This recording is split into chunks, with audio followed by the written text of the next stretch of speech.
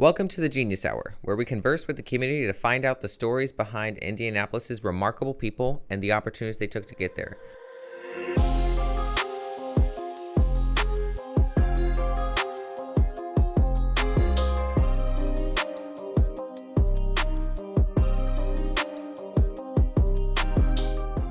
Hey, this is Luke from PPHS Voices of Indianapolis, and we're going to talk to Sam Chaltain today.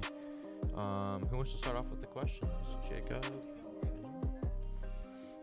More energy. Actually, you may not want to do this, but could I just say too? Yeah. So there was a time I used to occasionally do stuff for CNN, and I had produced a piece for them, and I was doing the voiceover, and I went into the booth, and I had never done that before, and I just read it, and I read it in a way that seemed normal, and the advice that person gave me, and again, you're not going to want to do it, but what he said to me is he's like, read it again like you've just had 13 cups of coffee. It's going to seem a little crazy as you're doing it, but then when you see the finished product, it's going to, and he was right. So it felt silly when I was doing it, but then when I watched the final thing, I was like, oh yeah, I see why he said that. I think we have to leave that in. That was a really good piece of advice. We might have to leave your intro. Oh, I can't Go ahead, redo it now. We're still recording. You're doing. Can't redo it That now. was amazing. All right, you want to go first? Introduce us. Oh, And you've just had 4 cups of coffee. four Yeah. whole cups of coffee. All right, we got Jacob over here. I'm going to be honest with you, kind of forget this guy's name, but we're going to find out here in a second. Right after that, we're definitely going to introduce him. Go ahead and state your name, buddy. Hello, my name's Jaden, and I'm a freshman and came here at the school. And I'm a person who have good knowledge, and I have an internship that's coming next Tuesday to become a technician, and I want to get a job as one in the future. Give a round of applause for Jaden. What an absolute goat. Can you believe this guy? The absolute confidence to come on here today. Oh, Jaden, you're my hero. Jacob, you're next. Introduce yourself. Hello, my name is Jacob. I'm a freshman at PPHS, and I'm here for asking a lot of questions about Sam Chaltain, and I'm asking him all about important questions. Jacob's got a little bit of less energy. He doesn't have much coffee, but we'll make it work. All right. Sam. So I did some reading, and it said that your first education experience, teaching-wise, was in China. It's true. How was that, man? Tell me about it. It was great. I had just graduated from college, so I thought I wanted to be a teacher, but I wasn't really sure. And I wanted to have an international adventure. And I ended up at a university in China where I was 2 years older than my students. So I was a 22-year-old teaching 20-year-olds who were really advanced in English, American literature, and history. And it was a great experience. It showed me that I did want to be a teacher, and it gave me this opportunity to live in a very foreign country for the first time of my life. So a lot of people, when they make really big life decisions, they have that click moment in their brain that really set their mind on that path. What was that click moment for you specifically when you were there teaching?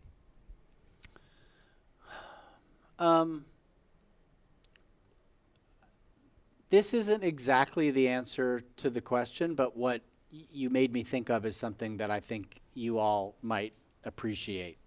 So imagine being not much older than you are now and moving to a very different country, and you're all by yourself. And so obviously you've made that decision and you're pretty excited, but it's also pretty scary.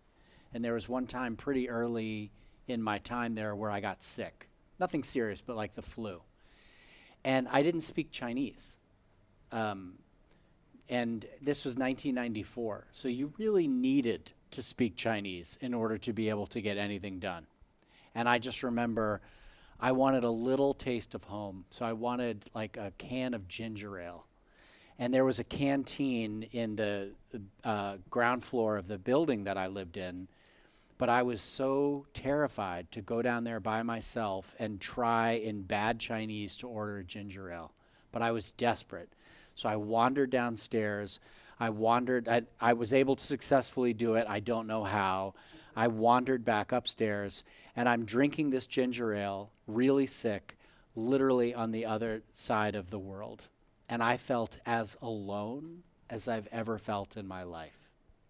But the reason I share that with you all is because part of what a decision like that requires is a willingness to put yourself in a position where you are going to really struggle and you are going to have some times that are pretty lonely.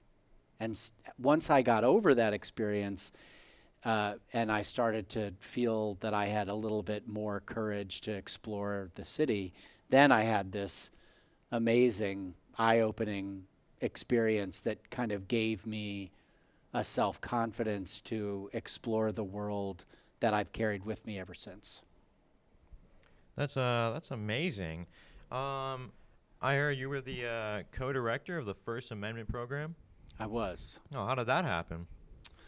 I was teaching high school history in New York City, and I knew I wanted to stay in education, but I didn't want to stay as a classroom teacher, and I had no idea where I was going to go next. And I attended a professional development workshop for history teachers, and it was sponsored by the First Amendment Center. And all I can tell you, Luke, is I have never had serendipity like this in my life, where I knew I was going to work for this organization.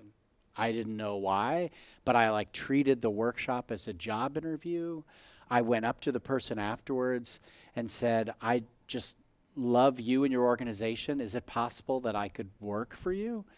And she said, that's so funny. We've just created a new position for somebody to direct this national network of schools. We haven't even advertised it, but maybe I can connect you to my boss.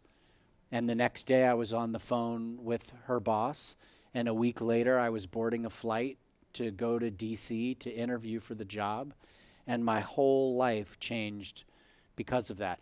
But I think for me, the lesson in all of that is I knew that I was looking for something, and so my antenna were up, and then this opportunity kind of found me. But the only reason it found me is because I had put myself in a position where I was really actively looking. Remind you, all those kids at home around my age, stare at your phone too long, you won't get the job opportunity. Have you read the book that your mom wrote? I have. Oh, tell me about it. What's your opinion on it? What's your take? So I come from a family of writers, and my mom wrote a memoir of her mother's life. So this is my grandmother, who died at the age of 63. She died of lung cancer. Even though she was 63, she looked like she was 93. She smoked 5 packs of cigarettes a day. So she kind of killed herself indirectly. And my mom wanted to understand, why did she do that to herself? What happened? And so she went back in my grandmother's life to the moment when her father, my great-grandfather, died suddenly at the age of 40 of a ruptured appendix on a train back to Iowa from Chicago. And my grandmother was 7. And what my mom explores in that book is the ways in which a single decision that impacts one generation of people can gradually send out ripples across time and affect lots of other people. So the heartache that my grandmother experienced by losing her father when she was 7 is in part what my mom thinks led her to become a smoker and impacted the rest of us all the way through. Yeah, that's really deep stuff. Thank you for sharing that with us. I saw you talked on a sort of a TEDx talk, something like that. One of the questions you had asked in there was, how do you think people learn best? What's your answer to that? I'm going to answer it, and then I would love for each of you to also answer it. So from my experience, people learn best by being active with their hands, and they learn best when the thing that they're focused on is something that matters to them, and is they're personally motivated to want to like go deep on it. But what do the three of you think? How do you think people learn? All right, Jaden, you first. I'm not getting thrown under the bus this time. How do people learn best is by listening to people and try to be social to people around you and even around parents.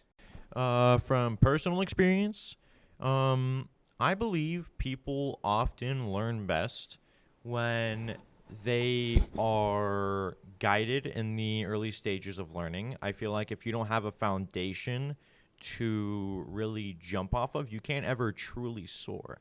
But I also think it's very important to let whoever is being taught soar in their own right, because a lot of people are too afraid to jump because they don't know if they're going to fall. And not many people really push them to jump. They're kind of sitting there holding their hand until, and the high school comes, and then it's just they're pushed out into the real world. But I feel like it's really important to teach people to make those mistakes early on so that they can really truly learn how to feel comfortable in their own skin. And I mean, I feel like from there you can really teach yourself a lot about yourself, life, and really whatever the heck you want to learn.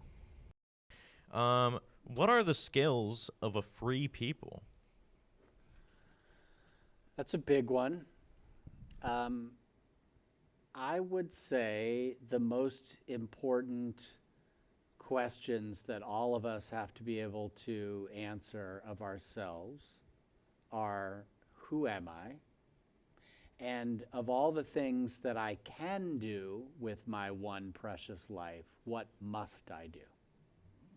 That was a good answer. 10 cups of coffee in, you really made me think for a moment there. Almost had my brain shut What down. do you think? It's wonderful. What do you think are the skills of a free people? What are the skills of a free people? Yes. Yeah, Good there's point. a lot to define there. There's a lot to break down, too. What are the skills of a free people? To that, I have a question to ask you first before I answer that. What do you consider a free people? I think, building on what Nat was urging us to pay attention to, I think to be the fundamental skill of a free people is having choice over how you live your life. And the questions I named are the ones that have to be answered in order to ensure that individuals can exercise those choices responsibly, both for themselves and in ways that might actually benefit other people. I don't know if I can answer what are the skills, plural, of a free people, but I feel like one general skill you may find in a lot of people that feel free, kind of from what you've said, is probably the ability to take control of their own life. That's definitely a big thing. We don't always see it a lot in today's world. People from the younger generation definitely struggle to learn that too as they're getting from high school into the real world, because there's a lot of things that they aren't taught, and they're kind of just, meant to fend for themselves. And I think, what are the skills of a free people? Can't answer multiple, but I can definitely tell you, if you're really free in your life, you know how to take control of it. Let's go to the next question. What, in the end, does it really mean to be free? How do you define that?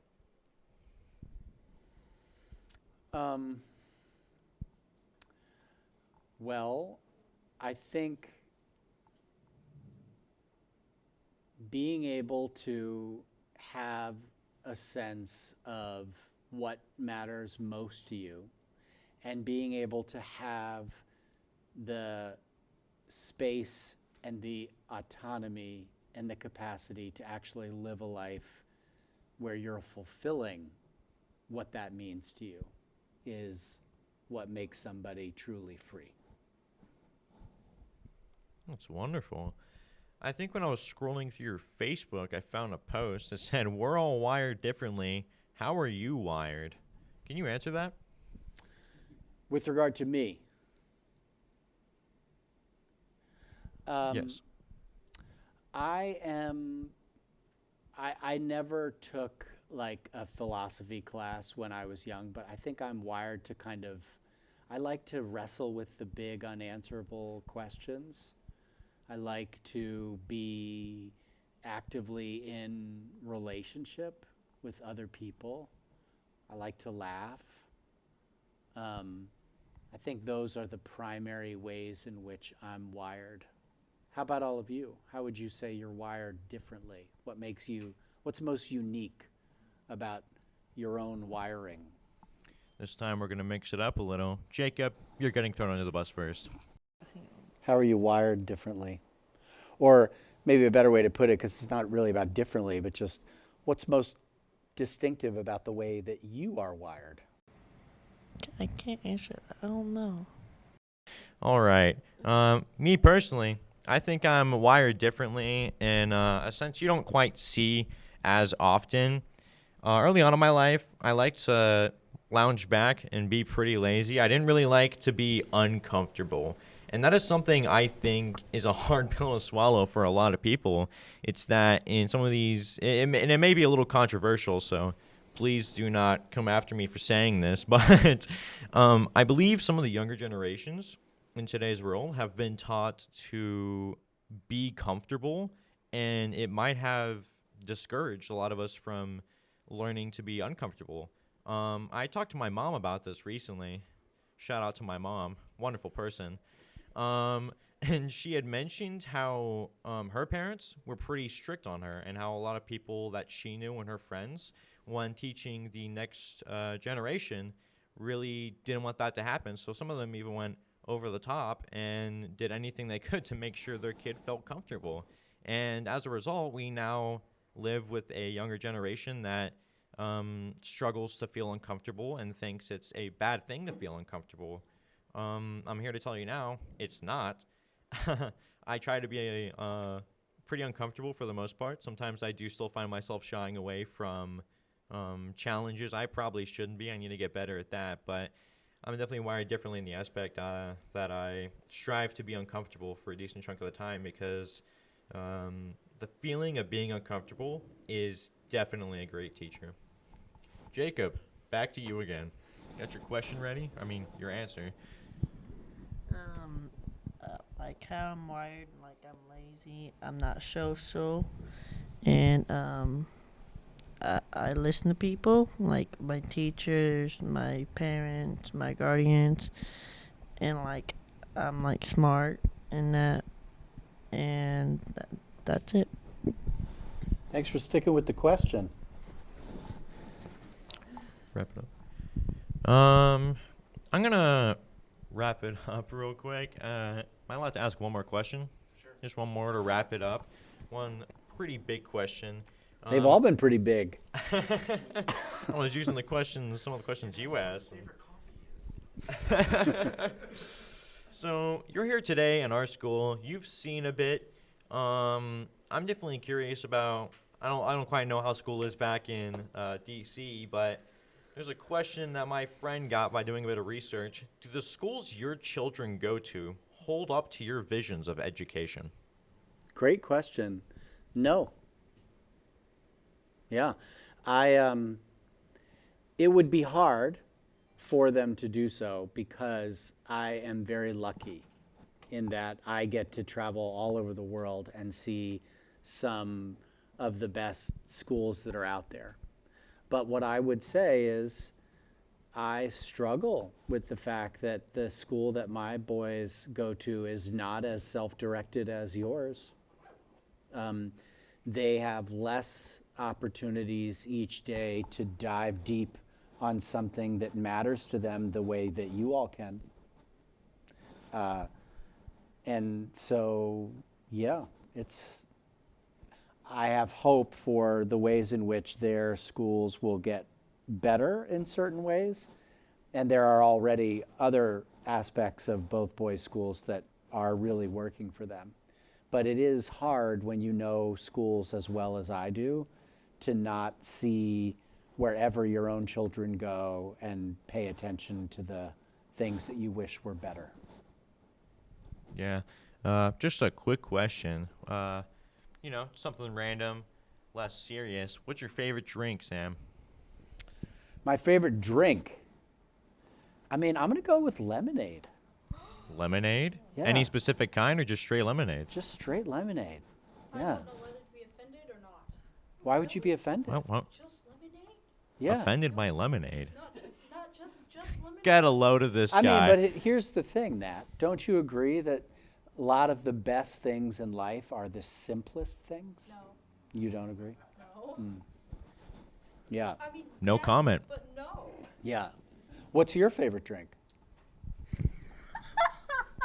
Just to clarify, Sam asked the person managing the sound what her favorite drink is, so I'm going to stick the mic in her face like some crazed person and watch her answer. High C. She said her favorite drink is High C. I think she's just getting started, though. Yeah, I wasn't finished. Yeah. Oh, she's just getting started. One second. Let me High put C, it back there and let comma. her finish. Yeah. High C fruit punch. High C fruit punch. Yeah. Fruit punch is a pretty good drink, but you I like said fruit you punch. didn't like lemonade. No, I don't. The audacity. I don't like lemonade. Wow. Anyways, that's gonna be all for now. Bye bye. We hope you enjoyed this episode of the Genius Hour, brought to you by the Purdue Polytechnic Lab, a small place with big opportunities.